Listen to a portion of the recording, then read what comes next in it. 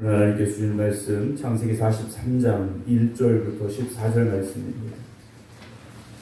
창세기 43장 1절부터 14절입니다.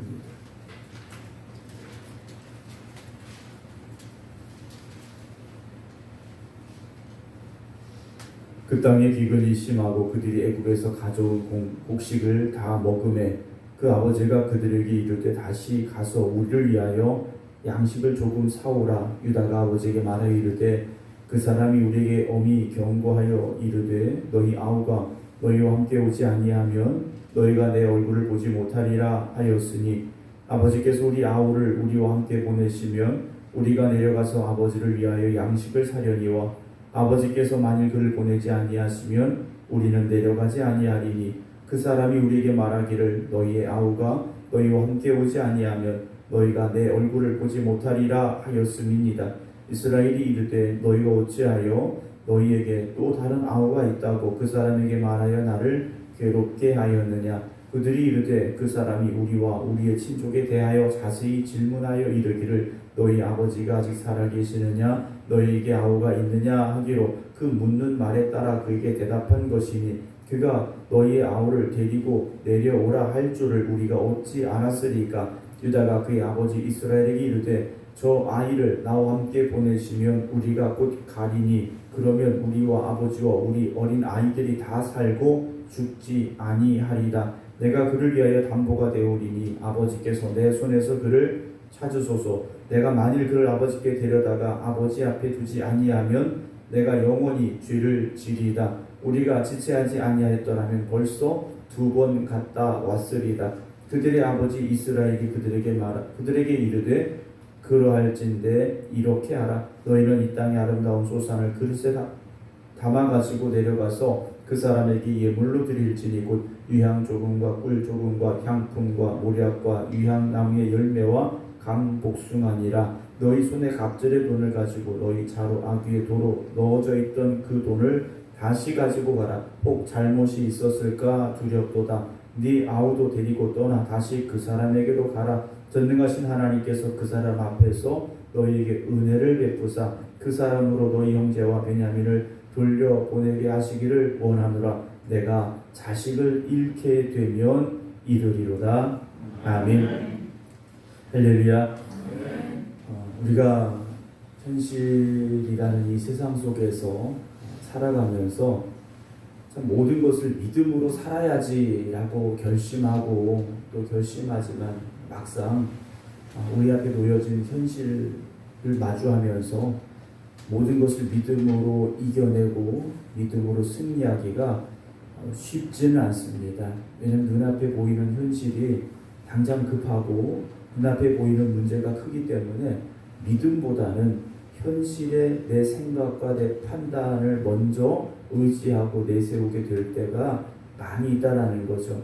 하지만 그럴 때일수록 하나님의 자녀된 우리는 세상을 향한 염려와 걱정과 두려움보다는 하나님을 의지하는 믿음으로 나아가는 그런 삶이 되어져야 할 것입니다. 이제 7년의 풍년이 있었고 7년의 흉년이 시작이 되어졌습니다. 아직 흉년이 끝나려면 여러 해가 더 있어야 되는 상황이죠. 그래서 주변의 이 애국뿐만 아니라 주변의 나라 모든 사람들이 먹을 양식이 부족해지는 사태가 벌어지게 됐고 해결의 방법은 다른 거 없습니다. 하나님이 세우신 요셉이 총리로 있는 애국으로 가는 방법밖에 없었다라는 거죠. 우리가 살다 보면 길이 여러 가지가 있는 것처럼 보일 때가 있습니다. 그리고 막상 이 길도 괜찮고 저 길도 괜찮고 그런 것처럼 보일 때가 있어요. 그런데 어느 순간에 보면요 길이 하나밖에 안 보일 때가 있습니다. 그때 우리가 분명히 잘 판단할 수 있어야 되죠. 그 길이 하나님이 주신 길일까 한번 우리가 잘 봐야 됩니다. 그리고 그 길이 하나님이 주신 길이라면 때로는 그 길이 험한 길이라 할지라도 이게 될까 싶은가 할지라도 하나님이 주신 길이라면 우리는 그 길로 가야만 된다는 거죠. 오늘 야곱의 아들들에게 있어서 야곱 가족에게 있어서 길은 다른 게 있는 게 아닙니다. 딱 하나밖에 없는 겁니다. 요셉에게 다시 가야 되는 거죠. 그런데 걸림돌이 있지 않습니까? 그 걸림돌이 무엇입니까? 야곱의 막내 아들 이 베냐민을 데리고 가야 된다는 거죠. 그런데 아버지 야곱은 그 베냐민을 함께 가라고 할 수 없는 상황이지 않습니까? 오늘 40장 1절 어제도 잠깐 말씀드렸습니다. 그 땅의 기근이 어땠습니까? 심했다 그랬어요.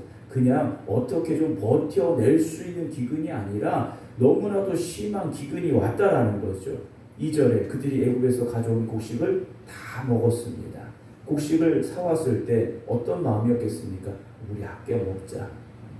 어쨌든 이걸로 버텨야 되니까 아껴 먹자 하면서 먹었겠죠. 하지만 결국 바닥은 보일 수밖에 없지 않습니까?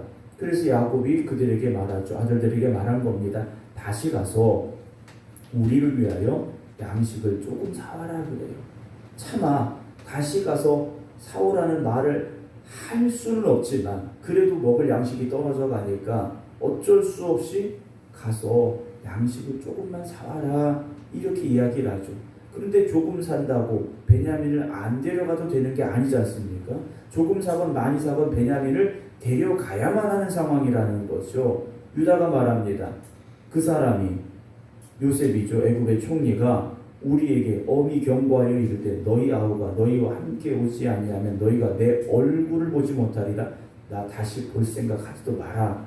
이렇게 엄포를 놓았지 않습니까? 4절 아버지께서 우리 아우를 우리와 함께 보내시면 우리가 내려가서 아버지를 위하여 양식을 살 수 있지만 아버지가 베냐민을 보내지 않는다면 우리는 갈 수 없습니다. 그래요.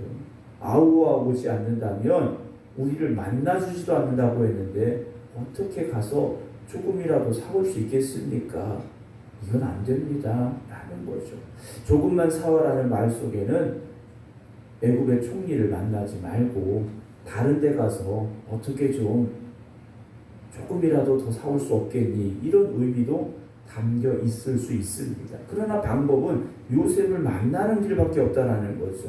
요셉을 만나려면 베냐민이 가야 되는데 방법이 없습니다. 라고 말하는 겁니다. 6절 이스라엘이 야곱이 말합니다. 너희가 어찌하여 너희에게 또 다른 아우가 있다고 그 사람에게 말하여 나를 괴롭게 하느냐 그래요.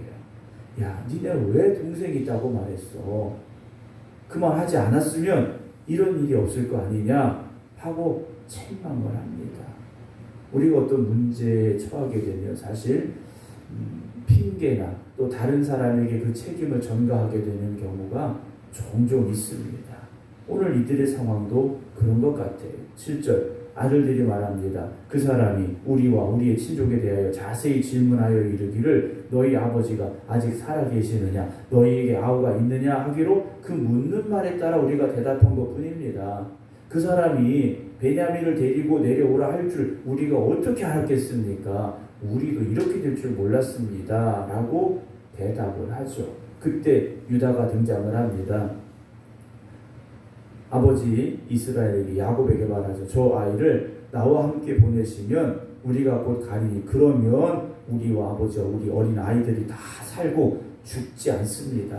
가야 됩니다. 베냐민 데리고 가야 우리가 굶어 죽지 않고 다 살 수 있는 상황입니다. 그러면서 9절에 내가 그를 위하여 담보가 되겠습니다. 만약에 베냐민을 돌려보내지 않는다면 내가 담보가 돼서 감옥에 갇히더라도 베냐민을 돌려보낼 테니 우리를 베냐민과 함께 보내주소서. 아버지 야곱에게 간청을 하죠. 그를 아버지께 데려다가 아버지 앞에 두지 아니하면 내가 영원히 죄를 지리라. 내가 그 죄값을 평생 달게 받겠습니다. 라고 말하죠. 떠넘기게 급급했던 이들이 오히려 이제는 스스로 책임을 지겠다고 이야기하는 과정을 우리가 보게 됩니다. 그러면서 10절에 우리가 지체하지 아니하였더라면 벌써 2번 갔다 왔겠습니다. 그러니까 여기까지 이 말이 나오기까지 얼마나 이들이 고민했겠는가 생각을 해볼 수 있겠죠. 양식을 사러 가기는 해야 되는데 갈 수 없는 이 현실이 그들에게는 너무 힘들었을 거라는 거죠. 하지만 방법이 없지 않습니까? 결국은 내려가죠. 11절 그들의 아버지 이스라엘이 그들에게 이르되 그렇다면 이렇게 해라. 너희는 이 땅의 아름다운 소산을 그릇에 담아가지고 내려가서 그 사람에게 예물로 드릴지니 곧 유향 조금, 꿀 조금, 향품 모략, 유향나무 열매, 그리고 강복숭아를 가지고 가라. 그래요. 자기들이 지금 가지고 있는 것 중에서 어찌 보면 가장 소중한 것들을 아들들 손에 들려보내죠. 그리고 12절에 너희 손에 갑절의 돈을 가지고 너희 자루어기에 도로 넣어져 있던 그 돈을 다시 가지고 가라. 혹 잘못이 있었을까 두렵다. 그 사람들이 실수했을 수 있으니까 그 돈도 가지고 가라. 13절 네 아우도 데리고 떠나 다시 그 사람에게로 가라. 야곱이 이제 허락을 하게 되죠. 그러면서 오늘 14절 마지막 절에 이렇게 고백합니다. 전능하신 하나님께서 그 사람 앞에서 너에게 은혜를 베푸사라는 고백을 하기 시작합니다. 하나님의 은혜를 구하고 있죠. 지금까지 살아온 날들을 돌아보면 하나님의 은혜로 살아온 야곱인데 하나님의 은혜를 구하는 것을 잊어버리고 있었더라는 것이 다시 하나님의 은혜를 구합니다. 하나님이 은혜를 베푸셔서 어떤 하나님이십니까? 전능하신 하나님께서 모든 것을 가능케 하시고 모든 것을 해결하시는 능력이 있으신 하나님께서 그 사람 앞에서 너에게 은혜를 베푸시기 원한다 라고 고백을 하며 마지막에 내가 자식을 잃게 되면 이르리다 라고 고백을 하게 됩니다. 사랑하는 성도 여러분, 오늘도 우리가 구해야 될 것은 다른 거 아닙니다. 하나님의 은혜입니다. 나의 능력이 아니라 하나님의 은혜입니다.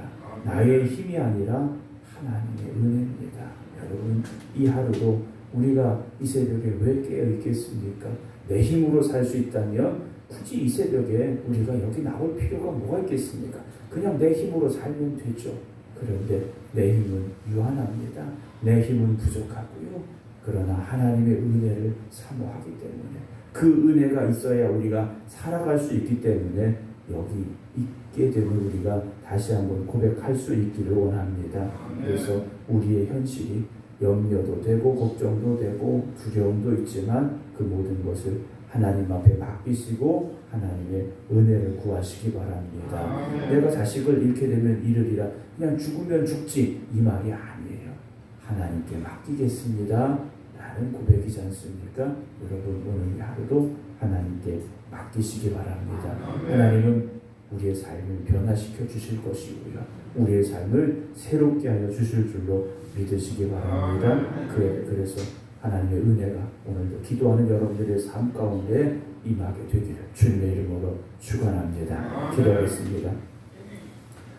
전능하신 하나님, 그 하나님께서 우리와 함께 하시고 우리의 삶을 주관하시고 인도하심을 믿습니다.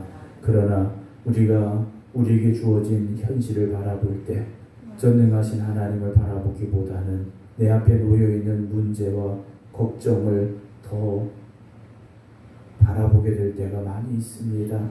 그래서 우리가 걱정에서 헤어나지 못하고 염려에서 자유롭지 못함을 또한 회개합니다.